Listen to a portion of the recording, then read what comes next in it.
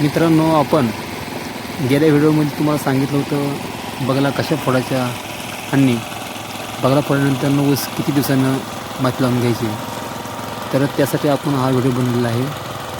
आपण आज पॉवर टिलरनं माती लावतो आहे, परंतु माती अशी आपण रेग्युलर पद्धतीने लावतो तशी लावलेली नाही आहे. कारण का, तर त्याच्यामुळे जे खोंबारे आहेत नवीन, ते खोंबारे बुजतील व बुजल्यानंतर तो खोंबारा खराब होईल किंवा तो पिवळा होईल.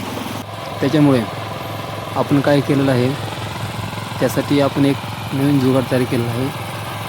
पॉवर टिलरनं ऊस बांधत असताना आपण त्याची जी पाती आहेत, पात्या आपण सर्वच जरा मॉडिफाय केलेत. म्हणजे शेवटची 2 पाती आहेत ते आपण बरोबर दिशेने ठेवले आहेत आणि बाकीची जी मधली पाती आहेत ते आपण उलट्या दिशेने केलेले आहेत.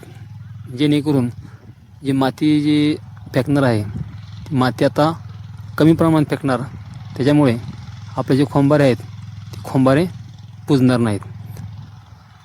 आपण पॉवर टिलरच्या माध्यमातून त्याला आपण माती लावून घेणार आहोत, परंतु माती अशी लावणार आहोत जेणेकरून खोंबारे बुजणार नाहीत. त्या हिशोबानं आपण काय केलेलं आहे, जे पॉवर टिलर आहे त्याच्या साईडचे जे 2 पाती आहेत ते फक्त सव्वाशे आहेत, म्हणजे बरोबर दिशेने आहेत. आणि बाकीची मधले जी पाती आहेत ते आपण उलट्या दिशेने आपण या ठिकाणी लावलेले आहेत. जेणेकरून मधली माती फक्त भुसभुशीत केलेली आहे आणि साईडला जो आपण बगला फोडलेला आहेत त्याच्यातील माती जी आहे ते आपण थोडी ऊसाला लावून घेतलेली आहे. म्हणजे आपले खोंबारे आहेत ते खोंबारे पण बुजणार नाहीत आणि आपलं ऊसाला पाणी देताना आपण व्यवस्थित प्रकारे आपण त्याला पाणी पाजू शकू. बघू शकता आपण